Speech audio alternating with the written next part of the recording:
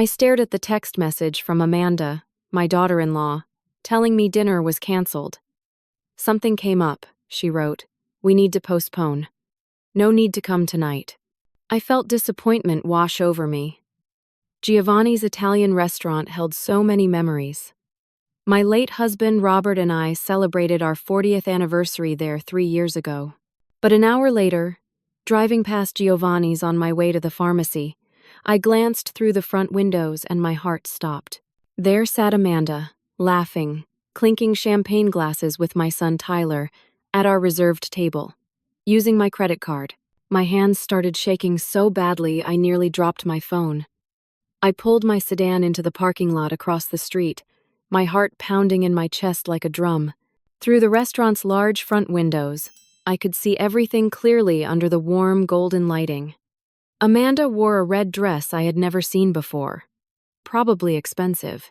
Tyler sat across from her in a suit and tie, smiling that same smile he used to give me when he was a little boy and thought he could get away with something.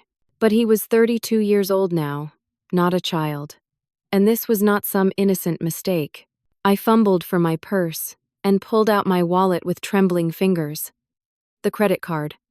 I had given it to Amanda months ago when her car broke down on the highway and she needed emergency repairs. She called me crying, scared, and I told her to use my card at the mechanic.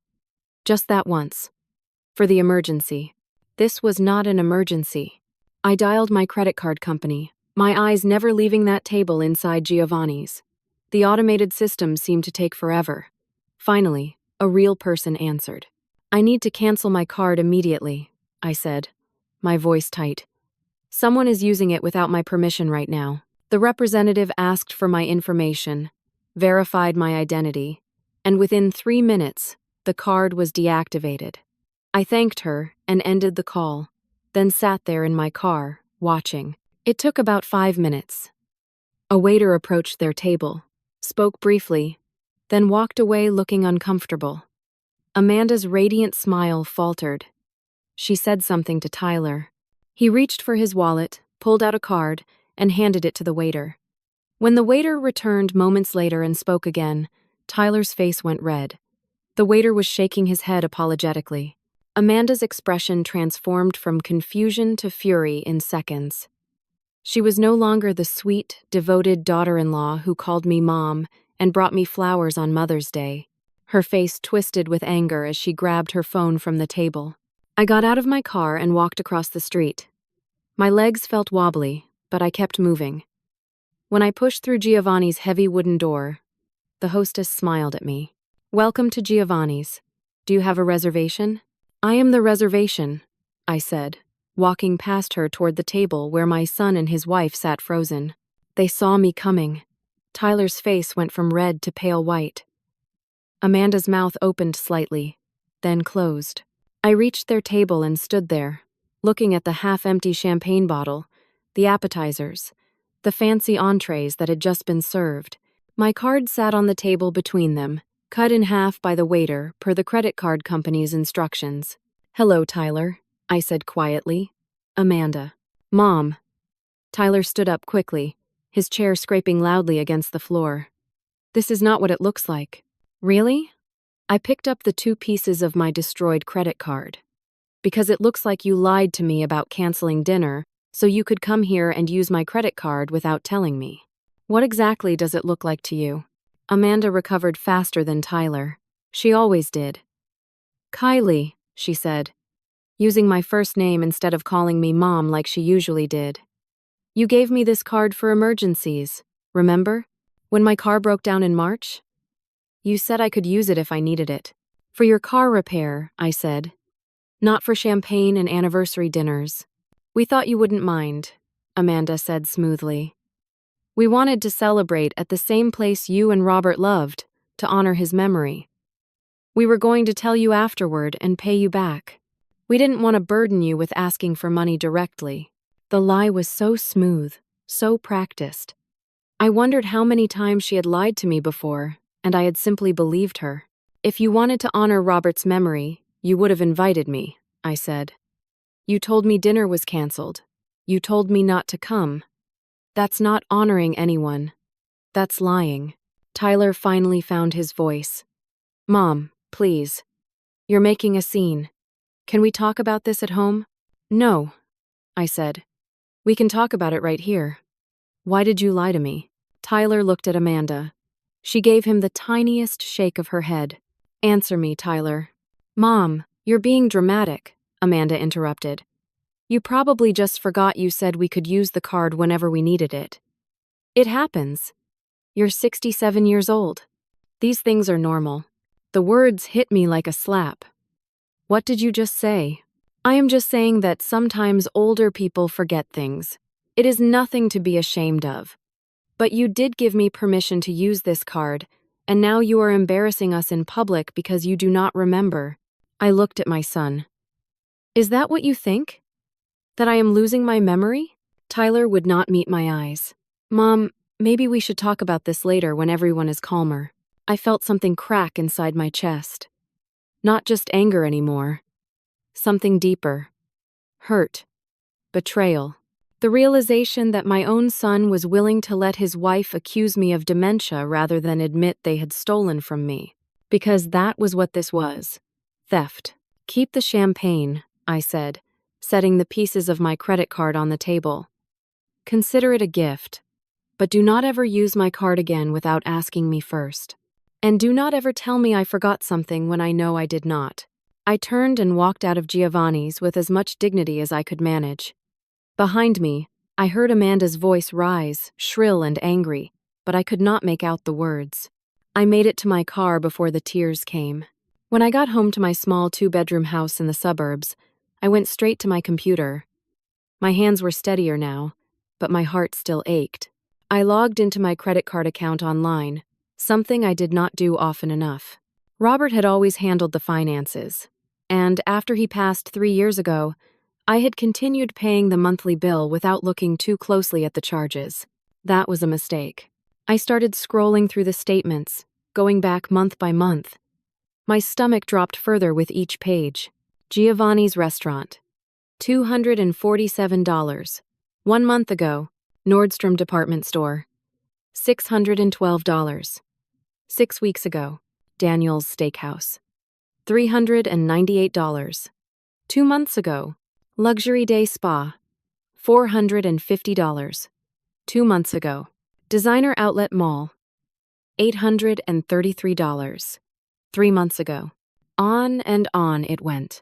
Dinners, shopping trips, spa days, electronic stores, jewelry boutiques, charges I had never made, at places I had never been, for amounts I would never spend. I grabbed a notebook and started writing down every suspicious charge, adding up the totals. My hand cramped as I wrote, but I kept going, month after month, all the way back to March when I had given Amanda my card for her car emergency. When I finally finished, I sat back in my chair and stared at the number I had written at the bottom of the page. $12,367. They had stolen over $12,000 from me in 7 months. I put my head in my hands and cried for the second time that night. Not just because of the money, though that was devastating enough on my fixed income from Social Security and Robert's small pension, but because my son, my only son, had helped his wife steal from his own mother. And when confronted, he had let her suggest I was senile rather than admit the truth. The phone rang. I looked at the caller ID. Tyler. I let it ring. He called 3 more times. I ignored each one. Finally, a text message appeared. Mom, please. We need to talk. This is all a misunderstanding. I love you. I turned off my phone and went to bed, but I did not sleep. The next morning, I called Tyler back. My night of insomnia had not softened my anger, but it had clarified my thoughts. I needed answers. I needed to understand how my son, the little boy I had raised alone after his father left when he was 6, the teenager I had worked double shifts at the hospital to support, the young man I had helped through college, could do this to me. Mom, Tyler answered on the first ring. His voice was hoarse, like he had not slept either. Thank you for calling back. We need to have a family meeting, I said. You and Amanda need to come to my house tonight. 6 o'clock. Just me and you might be better, Tyler said carefully. Amanda is really upset. Amanda is upset? I could not keep the disbelief out of my voice. She stole from me, lied to me, and suggested I have dementia in a public restaurant, and she is upset? Mom, please. She did not mean it like that. She is just defensive because she feels attacked. 6 o'clock, I repeated. Both of you. Or, I am calling the police and reporting credit card fraud. Silence. Then quietly, we will be there. I spent the day preparing. Not cooking or cleaning, but gathering evidence. I printed out every suspicious charge from my credit card statements. I made a timeline. I calculated interest and fees. And then, because something in Amanda's performance last night had seemed too smooth, too practiced, I did something I had never done before. I requested my credit reports from all 3 major bureaus. Robert had taught me about credit reports years ago. We checked ours together every year, a financial ritual he insisted on. After he died, I had let it slide. I trusted that everything was fine. I paid my bills on time. I had no debt except my small mortgage, which I had almost finished paying off. The reports took 20 minutes to arrive via email. I opened the first one, from Experian, and my vision blurred. My credit score was 512. That could not be right. The last time I checked, maybe 2 years ago, it had been 740. Good credit. Excellent credit for someone my age. I scrolled down, my hands shaking again. 3 credit cards I had never opened, never applied for, never even heard of. Capital, First MasterCard. Balance, $14,600, maxed out. Freedom Rewards Visa. Balance, $12,200, maxed out. Premier Select Card. Balance, $11,400, maxed out. I could not breathe. The room spun. I gripped the edge of my desk and forced myself to keep reading. The cards had been opened at different times. The first in March, right after I gave Amanda my card for her car emergency. The second in May. The third in July. All using my name, my social security number, my address. Someone had stolen my identity. Someone had destroyed my credit. Someone had racked up $38,000 in debt in my name. And I knew exactly who. When Tyler and Amanda arrived at 6 o'clock, I was waiting with everything printed out and organized in neat stacks on my kitchen table. Tyler looked exhausted and nervous. Amanda looked angry, her jaw set, and her arms crossed. "Sit down," I said. Saturday, Tyler reached for Amanda's hand, but she pulled away, still looking at me with that cold, hostile expression. I slid the credit card statements across the table. $12,000. 7 months. Every single charge is highlighted. Tyler picked up the papers, scanning them. His face went from pale to red to pale again. "Mom, I can explain." "Please do," I said. "We have been struggling financially," Tyler said. His voice shook. "I got passed over for a promotion at work, and Amanda's hours got cut at the salon. We fell behind on our mortgage. We needed help. So you stole from me instead of asking? We were going to pay you back," Tyler said desperately. "We just needed some time to get back on our feet. We did not want to worry you or burden you with our problems." "How considerate," I said. My voice sounded cold even to my own ears. "Now explain these." I slid the credit reports across the table. Tyler picked them up. His eyes widened. "What is this?" "My credit report," I said. 3 credit cards I never opened. $38,000 in debt. My credit score destroyed. "Want to explain that?" "I do not know anything about this," Tyler said immediately, his voice rising. "Mom, I swear, I had no idea." I looked at Amanda. She had gone very still, her face carefully blank. "Amanda?" I said. "This is identity theft," Amanda said smoothly. "Someone must have stolen your information. This happens to older people all the time. You should file a police report." "Should I?" I kept my eyes locked on hers. Will that police report find your fingerprints on the applications? I did not do this, Amanda said. Her voice was steady, but I saw something flicker in her eyes. Fear, maybe. Or calculation. Then you will not mind if I file charges for fraud and identity theft, I said. The credit card companies will investigate. They will find out who opened these accounts, and whoever did it will go to prison. Tyler looked between us, confused and scared. Mom, Amanda would not do this. Someone else must have stolen your information. Amanda put her hand on Tyler's arm. Honey, can I talk to you outside for a minute? No, I said. Whatever you need to say, you can say it here. Amanda's jaw tightened. She stared at me for a long moment, and I stared back, refusing to look away. Finally, she sighed, a theatrical, defeated sound. Fine, she said. Yes. I opened those cards. Amanda! Tyler jerked away from her like she had burned him. What? Why? We were desperate, Amanda said. And suddenly tears appeared in her eyes, rolling down her cheeks. You do not know how bad things got, Tyler. The foreclosure notice, the debt collectors calling every day, the fear of losing our home. Your mother has so much money just sitting there, and we needed it. I thought I could pay it back before she ever found out. I was trying to save our family. Tyler looked like he had been punched. You committed fraud. Against my mother. How could you? Because you were too proud to ask her for help. Amanda's tears vanished as quickly as they had appeared, replaced by anger. You would have let us lose everything rather than admit to your mother that you failed. I did what I had to do to save us. By destroying my credit? I said. By stealing my identity? By putting me $38,000 in debt?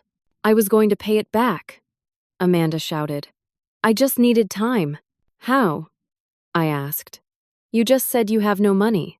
How are you going to pay back $50,000? Tyler's head snapped up. 50,000? 12,000 on my credit card? 38,000 on the fraudulent cards, I said. $50,000 total. Plus interest. Plus late fees. Plus the damage to my credit that will take years to repair. Tyler put his head in his hands. Oh my God. Amanda's face hardened. If you call the police, Tyler will lose his job at the bank. Having a wife with a criminal record will destroy his career. Is that what you want? To ruin your own son's life? And there it was, the real manipulation. Not aimed at me, but at Tyler. Making him responsible for the consequences of her crime. I looked at my son. At his bowed head, his shaking shoulders. I thought about all the years I had worked and sacrificed to give him a good life. All the love I had poured into raising him. And I thought about the kind of man I had tried to raise him to be. A man who took responsibility for his actions. A man who did the right thing even when it was hard. But he was not that man right now. Right now, he was scared and weak. And his wife knew it. I have a proposal, I heard myself say. The words surprised me even as I spoke them. You pay me back. Every penny. We set up a payment plan, and you sign a legal agreement. Amanda gets a second job. You both get financial counseling. And I do not report this to the police. Tyler's head came up. Hope flickered in his eyes. Really? But, I continued, if you miss even one payment, the deal is off, and I file charges immediately. And Amanda needs to get help. Therapy. Because this is not normal behavior. Amanda's eyes narrowed, but she nodded slowly. Fine. I need it in writing, I said. We go to a lawyer tomorrow and make this legal. Okay, Tyler said quickly. Okay, Mom. Thank you. I promise we will pay you back. Every penny. I wanted to believe him. I wanted so desperately to believe that this was just a mistake, a moment of weakness, something we could fix and move past. I wanted my son back. I wanted my family back. So I ignored the little voice in my head that said I was making a terrible mistake. I ignored the cold, calculating look in Amanda's eyes as she agreed to my terms. I ignored every instinct that told me this was far from over. 6 weeks passed. 6 weeks of phone calls that went unanswered. 6 weeks of excuses. 6 weeks of watching my bank account drain while Tyler and Amanda made no effort to pay me back even a single dollar. The lawyer I hired, Patricia Walsh, had drawn up a payment agreement. Tyler and Amanda had signed it in her office, promising to pay me back $700 every month for the next 6 years, plus interest. But the first payment was due 3 weeks ago, and I had received nothing. I called Tyler repeatedly. Sometimes he answered with apologies and promises. The money was coming soon, he said. Amanda was looking for a second job.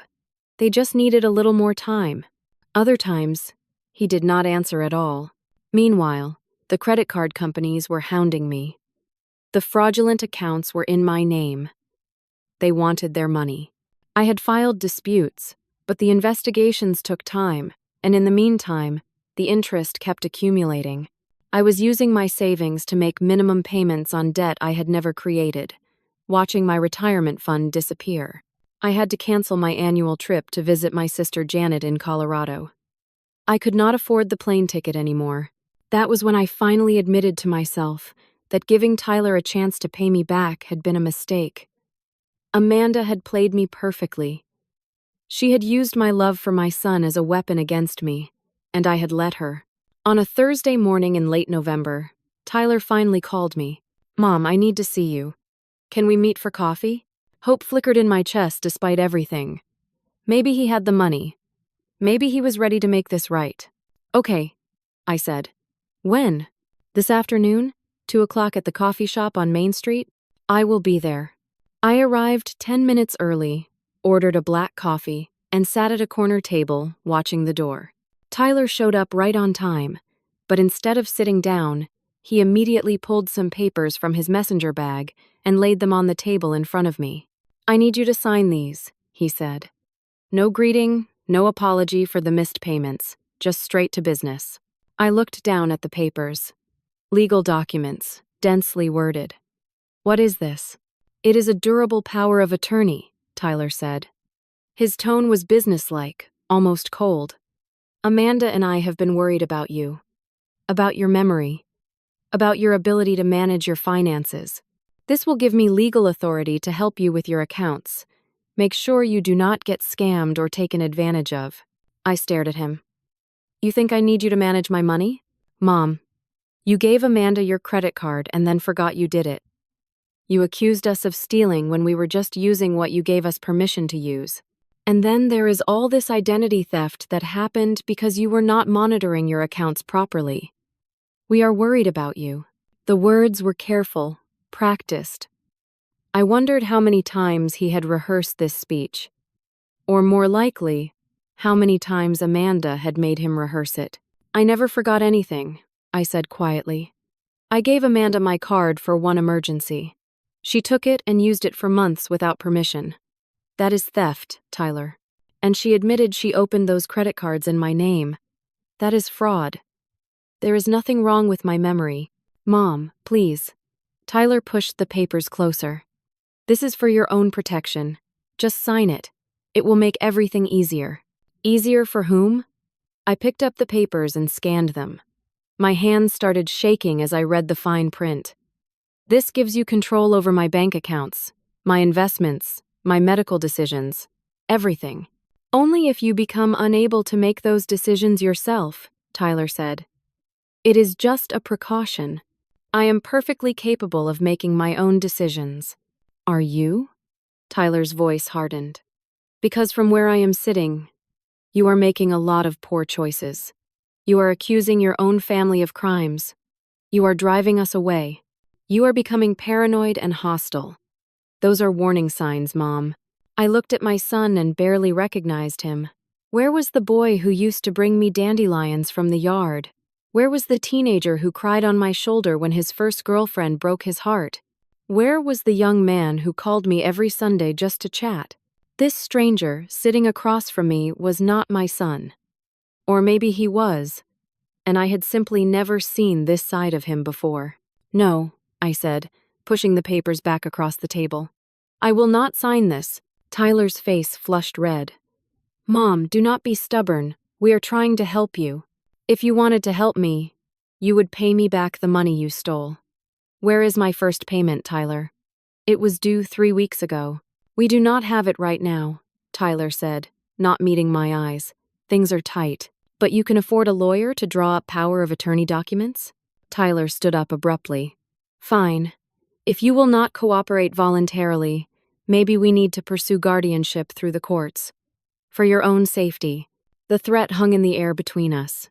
Guardianship. Where a judge could declare me incompetent and give my son legal control over my entire life. You would not dare, I whispered. Amanda has been keeping notes, Tyler said coldly. Documenting your concerning behaviors. The memory lapses. The paranoid accusations. The confusion. We have evidence, Mom. We are trying to do this the easy way, but if you force us to, we will do it the hard way. He left the papers on the table and walked out of the coffee shop.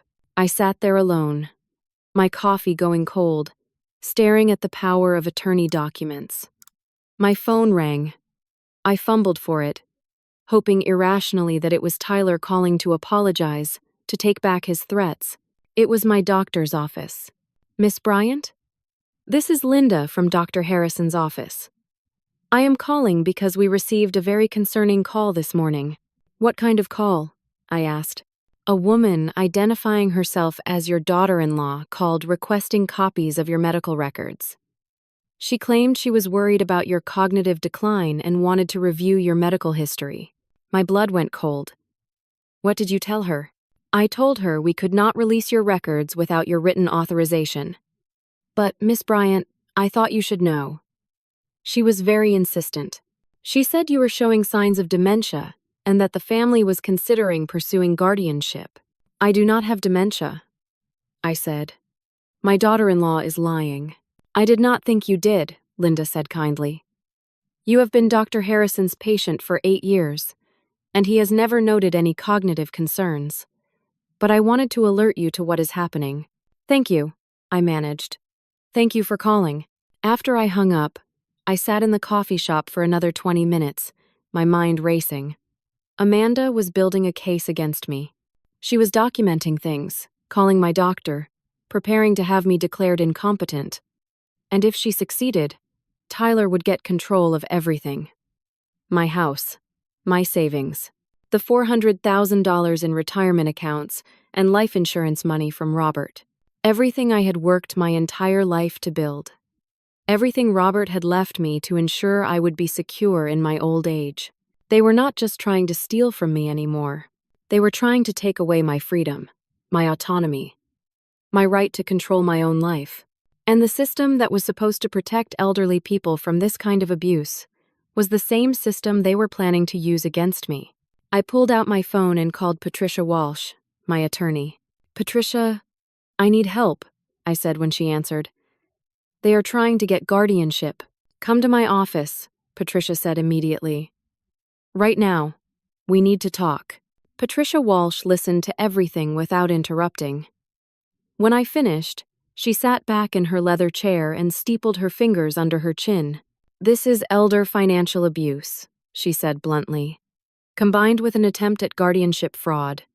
It is more common than you would think, and it is incredibly difficult to fight once the legal process begins. What do I do? First, we document your competence. I am going to refer you to a geriatric psychiatrist who specializes in cognitive assessments. You will undergo a complete evaluation to prove there is nothing wrong with your mental capacity. Second, we start gathering evidence of their fraud and building a case for when you are ready to press charges. I do not want my son to go to jail, I said. The words felt like a betrayal of myself, but they were true. Patricia looked at me with sympathy and something else. Disappointment, maybe. Kylie, your son is threatening to take away your legal rights. If he succeeds, you will lose control of your finances, your medical care, and potentially your living situation. They could force you into a nursing home and sell your house. They could drain your accounts. And it would all be legal because a judge declared you incompetent. But he is my son, I whispered. I know, Patricia said gently, and that is what makes this so terrible. But you need to protect yourself. Make the appointment with Dr. Chen for the cognitive evaluation. In the meantime, I am going to file a restraining order request to keep Amanda away from you and your property." I nodded numbly and left her office. That night, I tried calling my sister Janet in Colorado. I needed someone to talk to, someone who would understand and support me. Janet answered on the third ring. "Kylie, how are you?" I burst into tears. Through my sobs, I told her everything: the credit cards, the fraud, the power of attorney, the guardianship threats. When I finished, there was a long silence. "Kylie," Janet said finally, and her tone made my stomach drop. "Are you sure you are not misunderstanding the situation?" "What?" "Amanda called me a couple of weeks ago," Janet said carefully. "She was very sweet and concerned.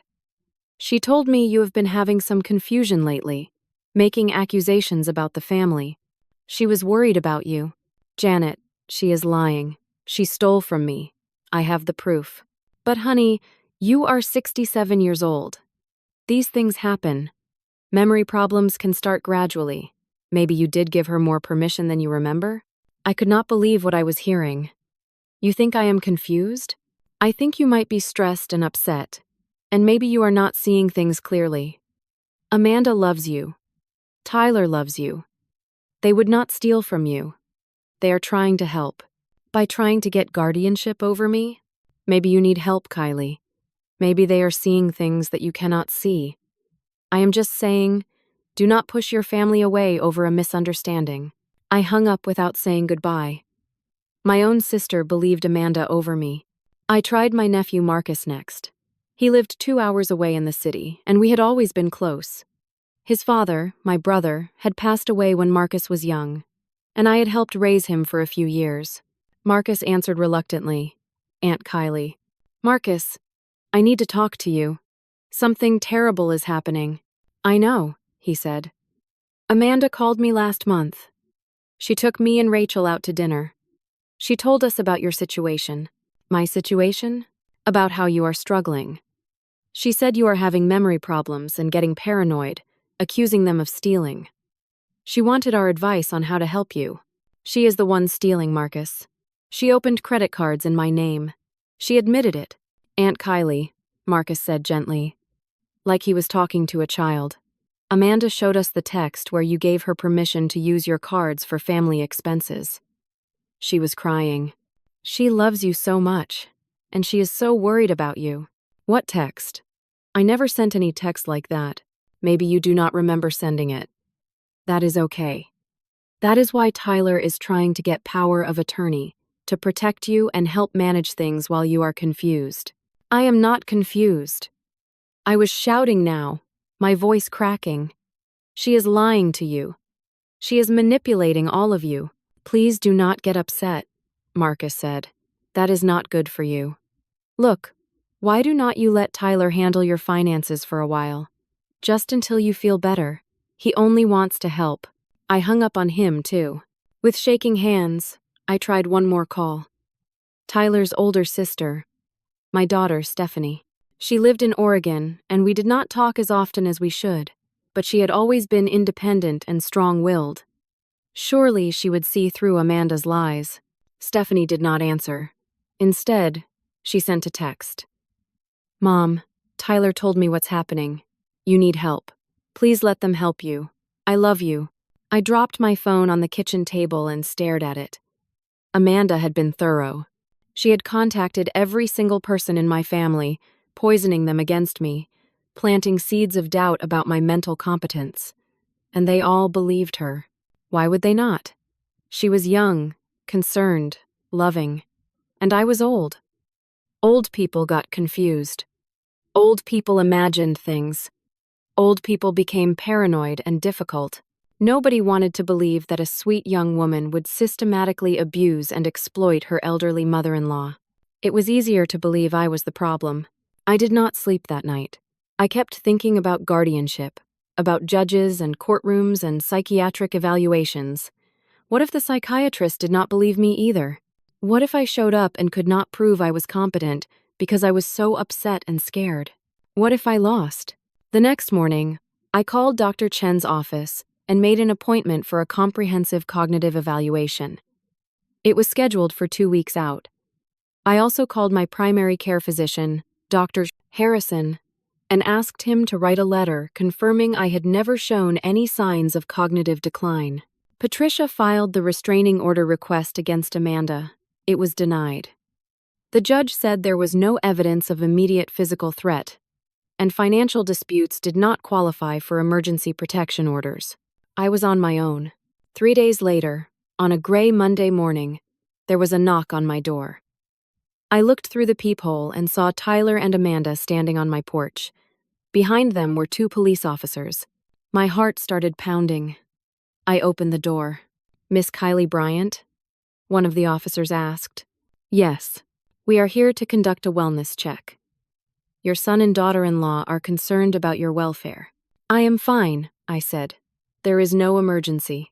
Amanda stepped forward, her eyes red like she had been crying. "Kylie, please.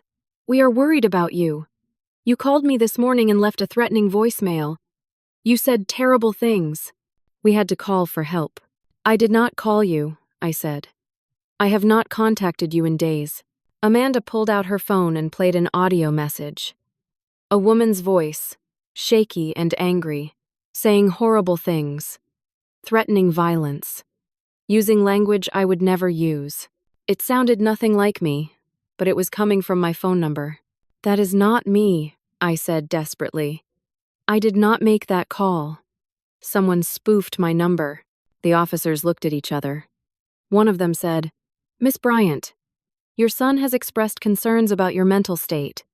He says you have been confused lately, making accusations against your family. That is not true. They are trying to manipulate you. They stole from me. I have proof." Tyler pulled papers from his bag. The power of attorney documents. "Officer, my mother has been deteriorating for months. She is accusing us of things we did not do. She will not let us help her. We are worried she might hurt herself. Or someone else."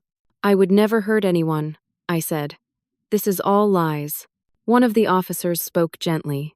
"Miss Bryant, we think it might be beneficial for you to come with us to the hospital for an evaluation, just to make sure you are okay." "I do not need an evaluation. I am fine." "It is voluntary," the officer said. "But it would really help us all feel better if you agreed to come in and talk to someone." "And if I refuse?" The officer glanced at Tyler, who handed him another document. The officer read it, and his expression changed. "Miss Bryant, your son has filed an emergency petition for a psychiatric hold. This document was signed by a licensed therapist who has reviewed evidence that you may be a danger to yourself or others. We need you to come with us for a 72-hour evaluation." "A danger? I have not done anything." "Ma'am, please do not make this harder than it needs to be." I looked at Tyler. At my son, who stood there with fake concern on his face while he had me taken away against my will, while he used the legal system to punish me for refusing to give him control of my life. "I will go voluntarily," I said quietly. "I do not need to be forced." The officers looked relieved. One of them accompanied me while I grabbed my purse and my phone. As I walked past Amanda on the porch, she leaned in close and whispered so only I could hear, "You should have signed the papers." Then she smiled. The psychiatric facility was not what I expected. It was clean and modern, with soft colors and artwork on the walls.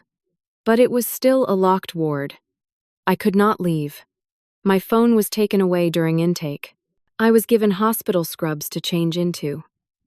I was assigned to a room with another woman, who stared at the wall and did not speak. I felt like I was disappearing.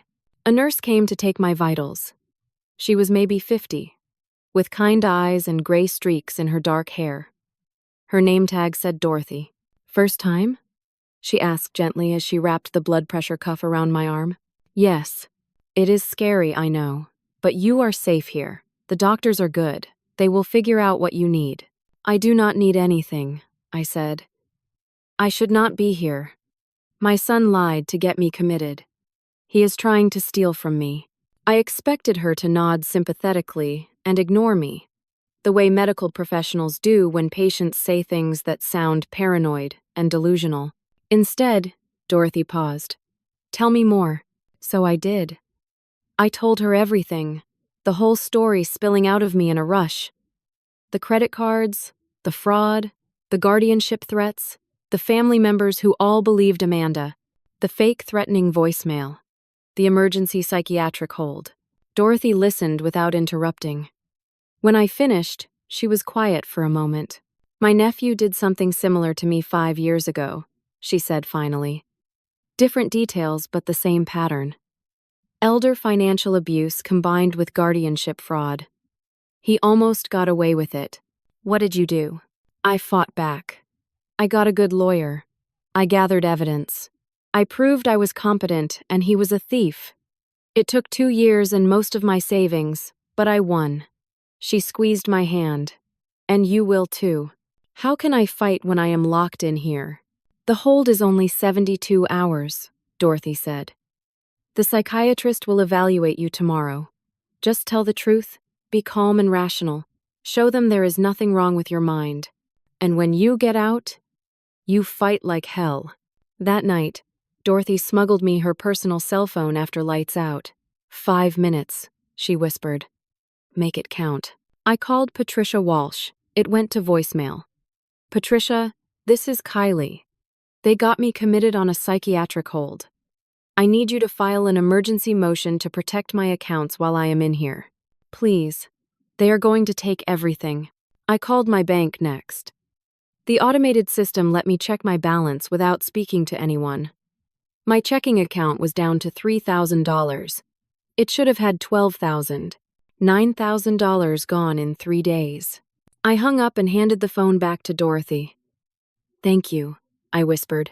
Fight for yourself, she said. Nobody else will. The next day, I met with the psychiatrist. His name was Dr. Patel, and he was younger than I expected, maybe 40. He had a gentle manner and intelligent eyes. He asked me about my family, my health, my life. He asked about the threatening voicemail. I explained calmly that it was not my voice, that someone had spoofed my number. He made notes. He asked if I had been feeling depressed or anxious. I said yes. Of course I was anxious. My daughter-in-law had stolen my identity, racked up $50,000 in debt in my name, and was trying to get guardianship to take control of my life. Anyone would be anxious. He asked if I was having thoughts of harming myself or others. I said absolutely not. I had never hurt anyone in my life, and I had no intention of starting now. He asked me to do some cognitive tests, simple things. Remember 3 words and repeat them back later. Count backward from 100 by sevens.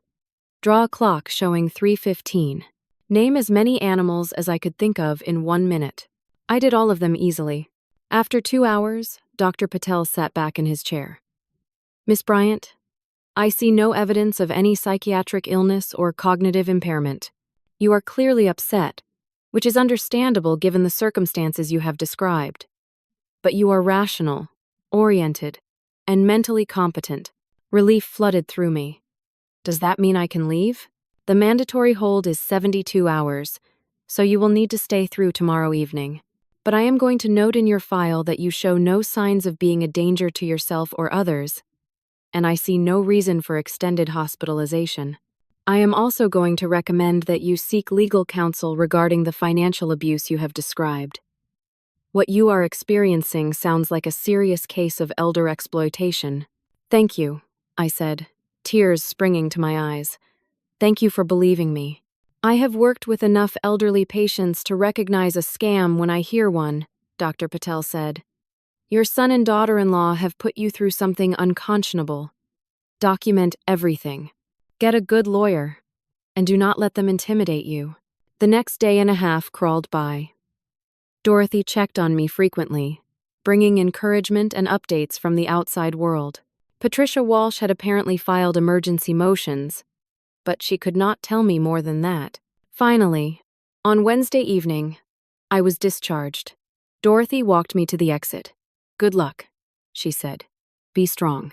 Patricia was waiting outside to drive me home. In the car, she handed me a folder of documents. I filed emergency motions to freeze all your accounts and prevent any financial transactions while you were in the hold, Patricia said. The judge granted a temporary order, but it expires in 3 days unless we can prove the need for protection. Did it work? I asked. Are my accounts safe? Patricia's face told me the answer before she spoke. I am sorry, Kylie. By the time I filed the motions, Tyler had already accessed your accounts. He withdrew everything he could under the emergency guardianship filing. What emergency guardianship? While you were in the psychiatric facility, Tyler filed for emergency temporary guardianship, claiming you were hospitalized for mental health reasons and your property needed immediate protection. A judge granted him limited temporary authority until a full hearing. It is supposed to be used to pay your bills and protect your assets. But that is not what he used it for. No. Patricia pulled into my driveway. He paid off his own mortgage, bought a new truck, transferred money to accounts I cannot trace. And Kylie, there is something else. My house looked wrong. The curtains in the front window were open when I always kept them closed. There was a new doormat on the porch. What else? I asked, though I already knew. Some part of me had known since I saw those open curtains. Tyler filed a foreclosure notice on your house. He stopped paying your mortgage and took out a reverse mortgage against the property, using his temporary guardian authority. Your house, which you owned free and clear, now has a loan against it for $85,000. And because the mortgage has not been paid in 2 months, you are in default. If you do not pay the full amount by the end of the month, you will lose your home. I got out of the car on shaking legs and walked to my front door. It took me 3 tries to get my key in the lock. And when I finally managed it, the key did not turn. They had changed the locks. I knocked on my own door. After a moment, it opened. Amanda stood there, wearing an apron, looking for all the world like she belonged in my house. Kylie, she said with false sympathy. You are out. How are you feeling? This is my house, I said. Let me in. Actually, Amanda said, stepping aside to reveal Tyler standing in my hallway. Tyler is the temporary guardian of your property. We moved in to protect the house while you were incapacitated. We did not know if you would be coming back. Through the open door, I could see boxes everywhere. My things, my books, my photos, my life, all packed up like I was already gone. You cannot do this, I said. Tyler came to the door. He looked tired and uncomfortable, but he did not look sorry. Mom, the guardianship hearing is in 2 weeks. Until then, I am responsible for your property. We are just trying to keep things safe. By stealing everything I own? By managing your affairs since you cannot, Amanda said sweetly. Once the judge confirms the guardianship, we will help you find a nice assisted living facility. Somewhere you will be safe and well cared for. I am not going to a home. This is my home. Not anymore, Amanda said, and she closed the door in my face. I heard the deadbolt slide into place. Patricia put a hand on my shoulder. Come on, I will take you to a hotel. We need to regroup. In the hotel room that night, I sat on the stiff bed and stared at nothing. Everything I had feared had come true. I had lost my home, lost my money, lost my son, lost everything. I thought about Robert, my late husband, and wondered what he would say if he could see me now. Would he be disappointed that I had not protected the life we built together? Would he be angry that I had let his son do this? Or would he tell me to stand up and fight? I looked at Patricia, who was sitting at the small desk going through files. What do I do now? Now? Patricia looked up. Now we stop playing defense. We investigate, we gather evidence, and we destroy their case before the guardianship hearing. How? By proving they are the criminals, not you. By showing the judge exactly what they have been doing, and by making sure Amanda Hartley pays for what she has done. Hartley? I said. Amanda's maiden name is Morrison. Patricia shook her head. No. Her legal name before marriage was Amanda Hartley. I found it on the marriage license. Why? Does that name mean something to you? And just like that, something clicked in my memory. A fragment of a conversation from years ago. A patient I had cared for during my nursing career. An elderly woman whose daughter-in-law had scammed her family. The daughter-in-law's name had been Hartley. "I need a computer," I said, standing up. "Right now." Patricia opened her laptop and I started searching. My hands were shaking again, but this time not from fear, from hope. From the possibility that I had finally found the key to everything. I typed in Amanda Hartley, Pennsylvania fraud, and hit enter. The first result was a news article from 6 years ago. My eyes scanned the text, and my heart started pounding. Local woman sued by parents for financial exploitation. I read out loud, Amanda Hartley, 26, of Harrisburg, Pennsylvania, is being sued by her parents, Donald and Carol Hartley, for financial exploitation and elder abuse. The lawsuit alleges that Miss Hartley opened credit cards in her parents' names, forged their signatures on loan documents, and coerced them into signing over the deed to their home before draining their retirement accounts. The Hartleys, both in their 70s, have been left with nothing and are living with friends while pursuing legal action against their daughter. Patricia had moved to stand behind me, reading over my shoulder. Keep going. I clicked on another article. Hartley case settled out of court. The lawsuit filed by Donald and Carol Hartley against their daughter Amanda has been settled out of court for an undisclosed amount. As part of the settlement, a restraining order has been issued prohibiting Amanda Hartley from contacting her parents or accessing their financial information. The settlement also includes a non-disparagement clause preventing both parties from discussing the case publicly. "She did this before," I whispered. "She destroyed her own parents and then moved on to someone else's family." Patricia was already typing on her phone. "I am calling my investigator. If she did it twice, there might be others." Over the next 2 days, Patricia's investigator, a retired police detective named Frank Novak, uncovered Amanda's history. It was worse than I had imagined. Before she married Tyler, Amanda had been engaged to another man named Derek Walsh in Florida. Derek's mother was a widow who owned a valuable property in Naples. Within a year of Amanda and Derek's engagement, Derek's mother had signed over her house to them and then mysteriously died of what was ruled natural causes. Though some family members suspected medication tampering, the house was sold immediately. Derek and Amanda split up shortly after, with Amanda taking her share of the money and disappearing. No charges were ever filed because there was no proof of wrongdoing. Before Derek, there had been another boyfriend in Texas whose grandmother lost her savings in what was reported as a series of bad investments. Amanda had been living with him at the time. No charges filed. Amanda was a professional predator. She targeted men with elderly relatives who had assets. She wormed her way into families, isolated the elderly victims, and systematically drained them. And when she was done, she moved on to the next target. Tyler had not been the mastermind. He had been the mark, and I had been the prize. Frank also discovered something else. Amanda had never stopped communicating with Derek, her ex from Florida. Their phone records showed regular calls and texts, and when Frank managed to access Derek's email through a legal subpoena, he found messages that made everything clear. Amanda had told Derek about me from the beginning, about Robert's life insurance money, about my retirement accounts, about my house. She had laid out a plan to get power of attorney, drain the accounts, and disappear. She promised Derek a cut of the money if he helped her set up offshore accounts to hide the funds. Tyler was supposed to be left holding the bag when it all fell apart. "She never loved him," I said, staring at the printed emails. "He was just a tool, just like you were," Patricia said bluntly. "She saw you as a bank account with a pulse." Does Tyler know about any of this? I do not think so. I think he really believed she loved him. I think she manipulated him into thinking you were the problem, and he never looked deep enough to question her. Patricia's phone rang.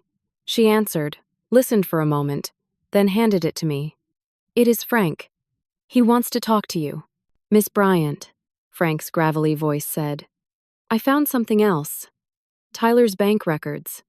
He has been transferring large sums to an account that is only in Amanda's name. He does not have access to it. Every dollar he has taken from you has gone into her account." How much? Everything. Every withdrawal, every transfer. It all went to her. Your son has not kept a penny for himself. I closed my eyes. Tyler really had been a victim too. A willing, foolish victim who had betrayed his own mother, but still.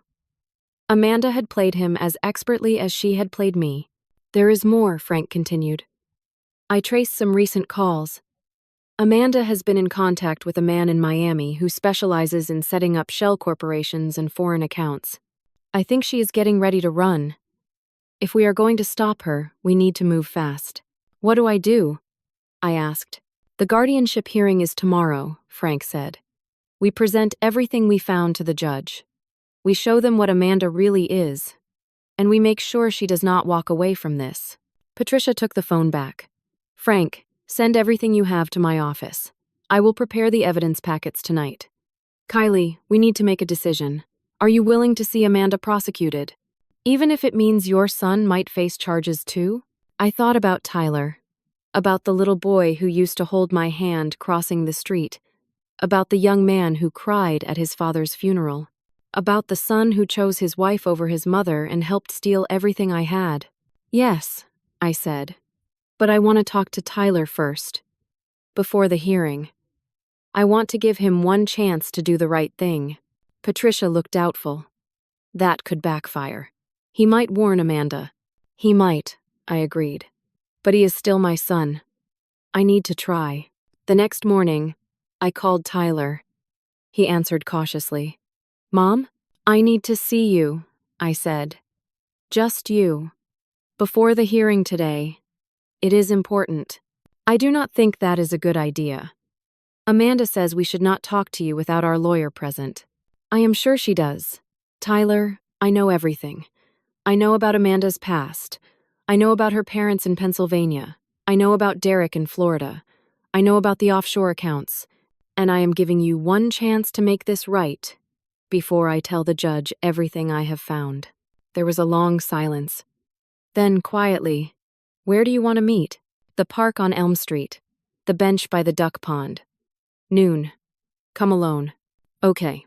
I sat on the bench at 11:45, with Patricia waiting in her car in the parking lot as a witness and for safety.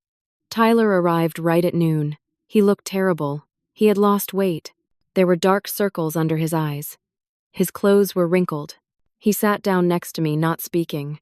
I opened a folder and handed him the printed articles about Amanda's past. Read these. He read in silence. I watched his face change as he went through page after page. The color drained from his cheeks. His hands started shaking. This is not possible, he whispered. She told me her parents disowned her for marrying someone they did not approve of. She said they were abusive. They were her victims, I said. Just like Derek's mother. Just like his grandmother. Just like me. And just like you, Tyler. I showed him the emails between Amanda and Derek. The plans to drain my accounts and disappear.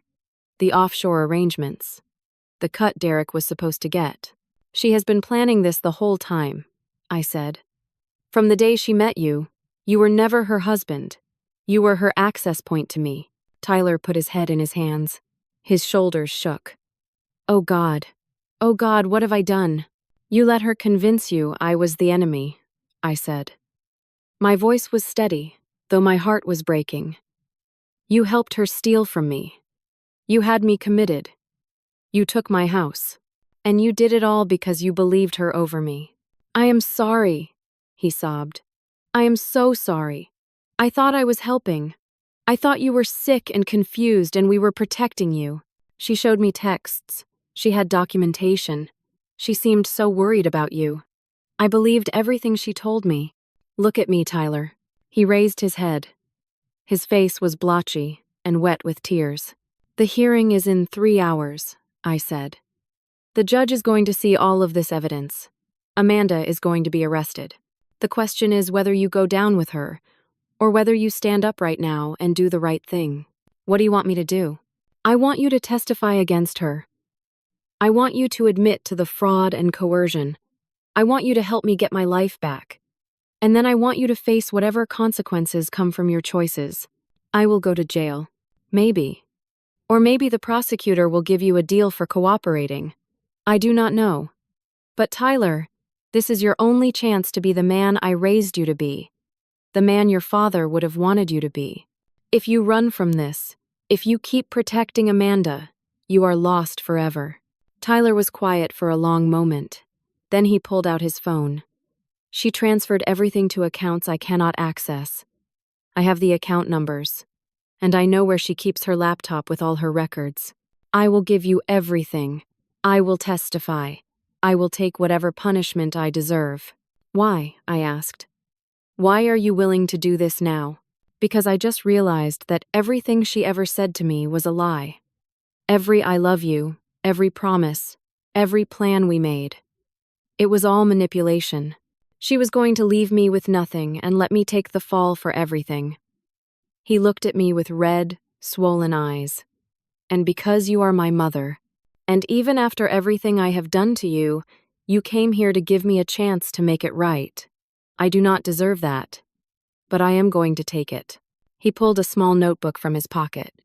She made me keep notes. About you. About things she claimed showed you were losing your memory. She told me it was to help you. I wrote down everything she told me to write. He handed me the notebook. Inside were pages of notes in Tyler's handwriting.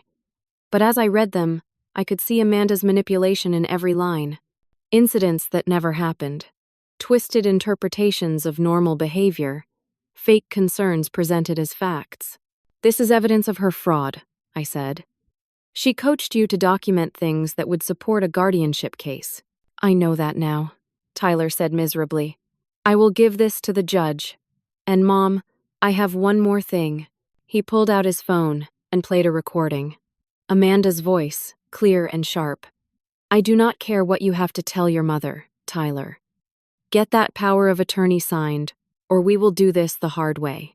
I did not spend 5 years setting this up to walk away with nothing. Your mother has $400,000 sitting there, and it is going to be ours. Stop being weak. When did you record that? I asked. Last week. After you confronted us at the coffee shop, I started wondering if maybe you were right. So I started recording some of our conversations. I have hours of her talking about the accounts, about hiding money, about leaving once we get everything. She never knew I was recording. For the first time in weeks, I felt hope. Real hope. Not just that I would survive this, but that I would win. Come on, I said. We have a hearing to get to. The courtroom was small and smelled like old wood and floor polish. The judge, a woman in her 50s named Judge Morrison, looked stern but fair as she reviewed the case files in front of her. Tyler sat beside me and Patricia. Amanda sat across the aisle with her lawyer, a slick-looking man in an expensive suit. When Amanda saw Tyler sitting with me, her face went rigid with fury. Judge Morrison called the hearing to order. This is an emergency hearing regarding the petition for continued guardianship of Kylie Bryant, filed by her son Tyler Bryant. I have reviewed the initial petition and the temporary guardianship order. Let us hear from the petitioner. Amanda's lawyer stood. Your Honor, Mr. Tyler Bryant filed for emergency guardianship of his mother due to serious concerns about her mental competence and ability to manage her affairs. Miss Bryant has shown signs of memory loss, paranoid delusions, and erratic behavior. She required psychiatric hospitalization last week. The temporary guardianship was granted to protect her property and person, while a full evaluation could be conducted. I have Dr. Patel's psychiatric evaluation here, Judge Morrison said, flipping through papers. It says, Miss Bryant shows no signs of mental illness, cognitive impairment, or danger to herself or others. In fact, Dr. Patel specifically notes that the emergency hold appears to have been unnecessary and potentially fraudulent. Amanda's lawyer faltered. Your Honor, there is other evidence of diminished capacity. We have documentation from the family, witness statements, and records of concerning behavior. I would like to see that documentation, Judge Morrison said. Patricia stood. Your Honor, before we review any documentation provided by the petitioner, the respondent would like to present evidence of fraud, elder abuse, and conspiracy to commit financial exploitation. Judge Morrison's eyebrows went up. That is a serious accusation. Proceed. What followed was 2 hours of testimony and evidence that systematically dismantled Amanda's entire scheme. Patricia presented the credit card statements showing $12,000 in unauthorized charges. She presented the fraudulent credit cards opened in my name. She presented Frank's investigation into Amanda's past, including court documents from her parents' lawsuit and evidence of her other suspected frauds. Tyler testified. He sat in the witness chair and told the truth about everything. How Amanda had convinced him I was losing my memory. How she pressured him to get power of attorney. How she opened the credit cards using my information. How she planned the guardianship scheme. How all the money had gone into accounts only she could access. He played the recordings. Amanda's voice filled the courtroom, cold and calculating, discussing how to manipulate me, how to isolate me from family, how to drain my accounts and disappear. Amanda's face went from red to white to red again. Her lawyer tried to object, tried to discredit the evidence, but it was overwhelming. Patricia called me to testify. I told my story calmly and clearly. The judge listened without interrupting. When I finished, Judge Morrison looked at Amanda. Miss Bryant, do you have anything to say? Amanda stood. Her voice shook with rage. This is all lies. That woman is vindictive and cruel. She never wanted me in her family. She turned my husband against me. I was trying to help her, and she is twisting everything to make me look like a criminal. The evidence suggests you are a criminal, Judge Morrison said flatly. Miss Bryant, I am immediately terminating the temporary guardianship. There is no basis for guardianship whatsoever. Miss Kylie Bryant is clearly mentally competent and has been the victim of a calculated scheme of financial exploitation and abuse. She turned to the bailiff. Please call County Sheriff's Office.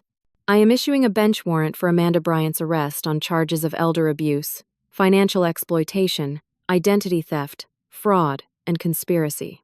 I am also issuing a restraining order prohibiting her from contacting Miss Kylie Bryant or accessing any of Miss Bryant's property or accounts. 2 deputies entered the courtroom. Amanda tried to run, but they caught her easily. As they handcuffed her, she screamed at Tyler. You pathetic coward! You were supposed to love me. We were supposed to be partners. You never loved me, Tyler said quietly. You just used me. As Amanda was led away, still screaming, Judge Morrison turned to Tyler. Mr. Bryant, you have admitted to criminal conduct here today. I am remanding this case to the district attorney for prosecution. However, I am noting for the record your cooperation and testimony. That will be taken into consideration. Tyler nodded. I understand, Your Honor. I accept responsibility for what I have done. Judge Morrison looked at me. Miss Bryant, I am sorry for what you have endured. The court will issue orders to help you recover your assets and repair the damage done. I am also referring this case to Adult Protective Services for follow-up to ensure you receive any support you need. Thank you, Your Honor, I said. The hearing ended.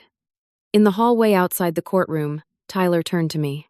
Mom, I know I do not deserve forgiveness. I know I have destroyed your trust and hurt you in ways I can never take back.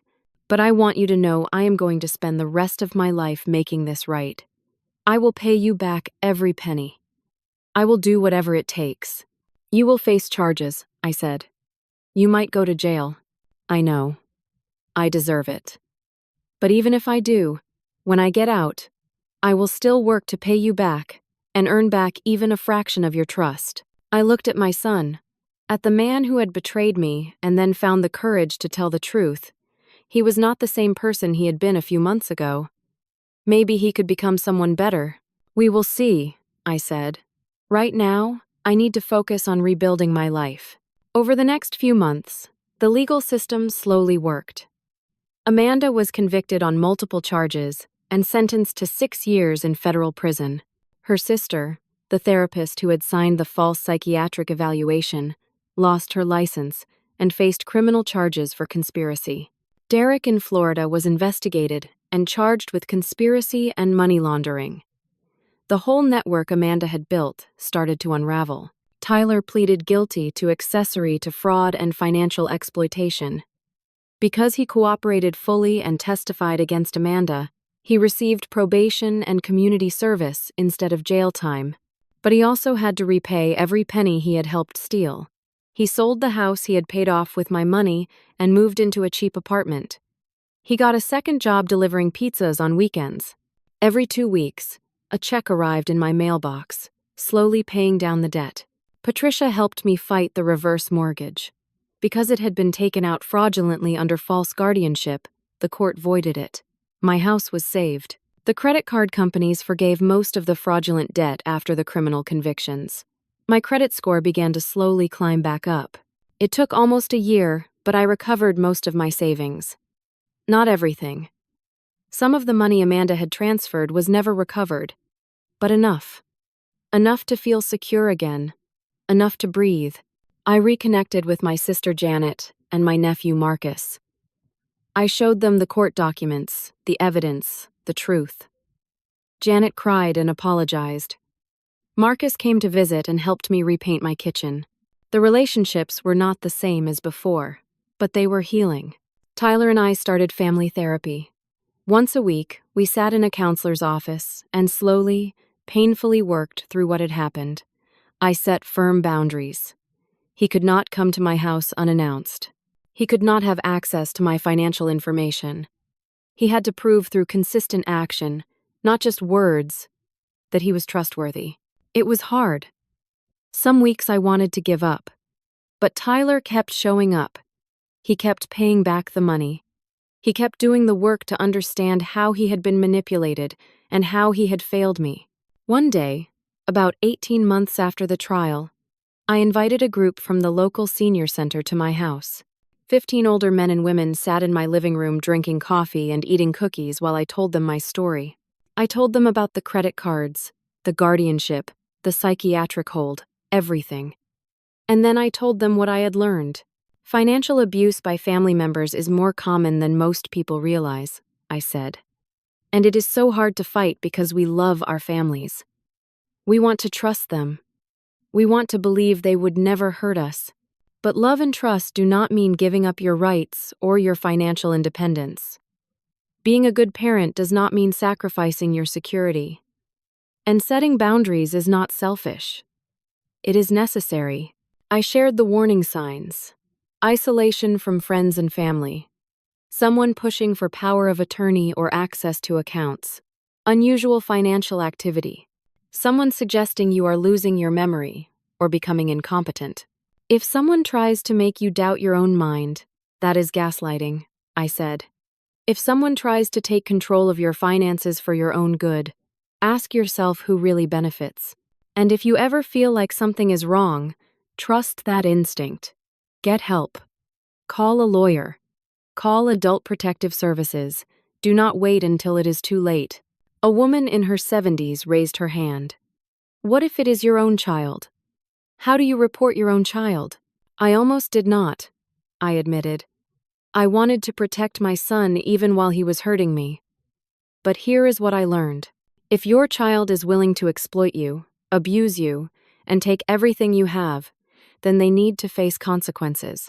Not because you stop loving them, but because real love sometimes means letting people face the results of their choices.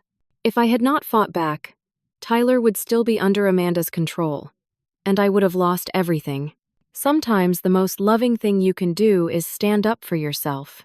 After the meeting, several people came up to me privately. 2 of them were experiencing similar situations with their families. I gave them Patricia's card. I promised to be there if they needed someone to talk to who understood. That night, sitting alone in my house, I thought about Robert. I wondered what he would think of everything that had happened. Would he be proud that I fought back? Disappointed that it got so bad in the first place? I decided he would be proud. Because I survived. Because I did not give up. Because I got my life back. I was 69 years old now. 2 years older than when this nightmare started. 2 years that felt like a lifetime. But I was still here. Still in my house. Still independent. Still standing. Amanda had tried to destroy me, but she failed. And that failure taught me something important. I am stronger than I knew. I have more fight in me than I realized. And I will never again let anyone convince me that protecting myself is wrong.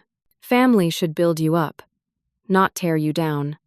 And when they do tear you down, you have every right to defend yourself. Legally, financially, emotionally. I got my life back. I got my son back, though our relationship will never be what it was. But I also got something I did not have before: absolute clarity about my worth and my right to protect it. That is a lesson I wish I had learned differently. But I am grateful I learned it at all, because now I know the truth. Your voice matters. Your truth matters. Never let anyone convince you that protecting yourself is wrong. If a 67-year-old woman who trusted too much can stand up to elder abuse and win, anyone can. You are worth fighting for. Your security matters. Your independence matters. And you have every right to defend what is yours. Do not wait until it is too late. If something feels wrong, it probably is. Trust yourself. Get help. And fight back. You are stronger than you think. Now I want to hear from you. Have you or someone you know ever experienced financial manipulation from family members? What warning signs do you think people should watch out for? Share your thoughts in the comments below. Your story might help someone else recognize what is happening to them before it is too late. If this story resonated with you, please give it a like. It helps others find this message who might need to hear it. Subscribe to the channel for more stories about overcoming hardship and finding strength in difficult times. And please share this video with anyone who might benefit from hearing about financial elder abuse and how to fight back. Together, we can raise awareness and protect vulnerable people from predators like Amanda. Thank you for listening to my story. I hope it gives you strength if you are facing something similar, and awareness if you are not. Stay safe, stay strong, and never be afraid to stand up for yourself. Take care, and remember that you always have the right to protect what is yours.